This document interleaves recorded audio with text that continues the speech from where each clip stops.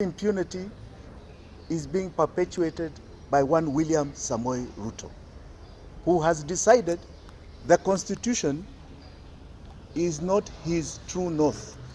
He will not follow it.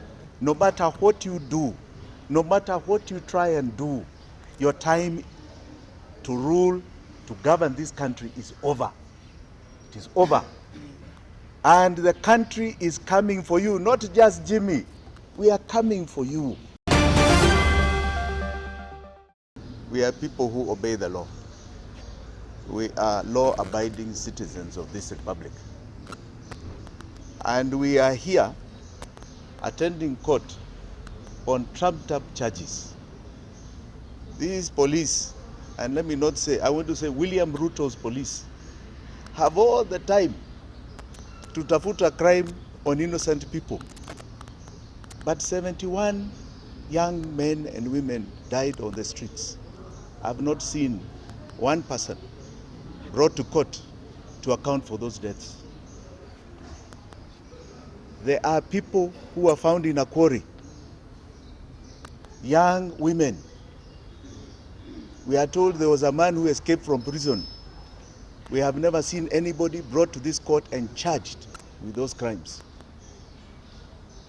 We have seen friends like Bob Jage and the Longton twins, and several other names that have now been made public that have been abducted. Bob Jage was abducted after seeing me in Kamukunji police station, where I was actually illegally taken. And this is what, 4 or 5 weeks? 5 weeks now. 5 weeks.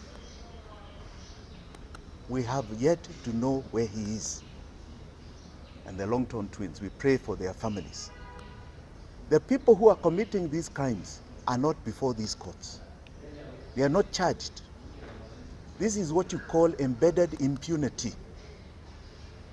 And that impunity is being perpetuated by one William Samoei Ruto, who has decided the Constitution is not his true north. He will not follow it. He will ignore it. He will ignore the oath that he took. This is a delinquent of the Constitution in power. And I want to tell him, as I've said over and over again, mene mene tekel, it has happened. No matter what you do, no matter what you try and do, your time to rule, to govern this country is over. It is over. And the country is coming for you, not just Jimmy. We are coming for you because you are a delinquent of our laws. It is actually a shame to imagine you as a president of this great republic. You do not represent who we are, our values, our true essence of Kenya. You do not.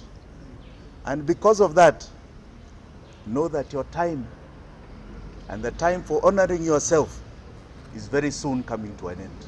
Asanteni sana. Maybe just a question before you leave. We know that there are 70 children who are missing.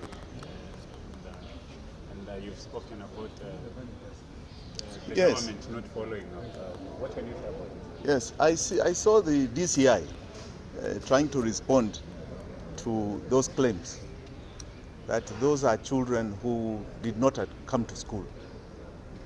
I think we know the credibility of that DCI now. Yeah? There are people who come and plant fake evidence. There are people who have been part of killing Kenyans here. I want to tell that DCI, we do not believe you. Those mothers who are crying for their children are not crying out of emptiness. Don't tell us stories. We want to know why Kenya has become the killing fields under this regime. We are the killing fields under the Ruto regime. Why are we the killing fields? One day, and that day is coming soon, you shall all answer to why you've created the killing fields of Kenya. Today we came to court for the court to issue a ruling on deferment of plea taking on the proposed charges that the state are trying to illegally bring against my client Jimmy Wanjigi. And we informed the court that there are proceedings going on in the High Court, and in one of the files the High Court has stayed any further proceedings or prosecutions in relation to the proposed charges until the petition filed in the High Court is heard and determined. And we invited the court to consider that ruling, and at this stage to arrest its ruling and stay its proceedings in recognition of the High Court order. We did also inform the court that the matter in the High Court is coming up on the 19th of September, and that we can report back to court on what the position of the High Court is once it considers these matters. And the court has acquiesced to that request. So we are coming back on the 26th of September for further directions. But I must say this, it is important that we note that we are operating within the purview of the rule of law. And as opposed to acting Inspector General of Police Convict Masiangeli, we obey court orders as and when they are issued. Convict Masiangeli is a notorious abuser of the court process. He doesn't respect court orders. He disobeyed 7 court orders. He has been convicted. He is supposed to be sentenced tomorrow. As opposed to him, as we believe in the judicial process, we submit to the courts and the authority, and we respect their orders. And you also witnessed today in court, even the state representatives who are not averse to respecting the court orders. And this should be a lesson to convict Masiangeli. You need to report to court tomorrow to be convicted and sentenced to committee. If not committee, Kodiaga. If not Kodiaga, Manyani. And the Kenyan citizens have a responsibility to arrest you and to take you to any of those facilities in defense of our constitution. Thank you very much. That's all I have to say.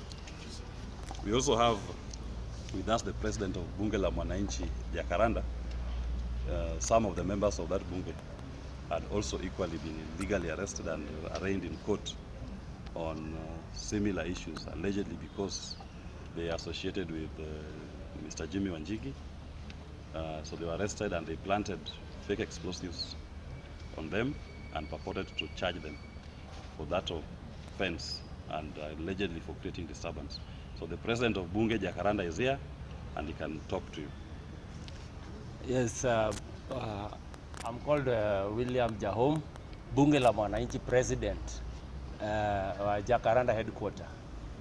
So since 8888 tulikuwa tunafuata hii maneno ya serikali kunyanyasa watu, na tumeona wako na tabia zingine which are not supported by our constitution. Abduction, killing, arresting and shooting innocent Kenyans. Sahi walishika His Excellency Jimmy Wanjigi. Wakati walimshika, walimnyanyasa kwa cell. Sasa namwambia serikali waache hiyo tabia. Sisi tuko na mheshimiwa Jimmy Wanjigi bumper to bumper mpaka 2027. Thank you very much.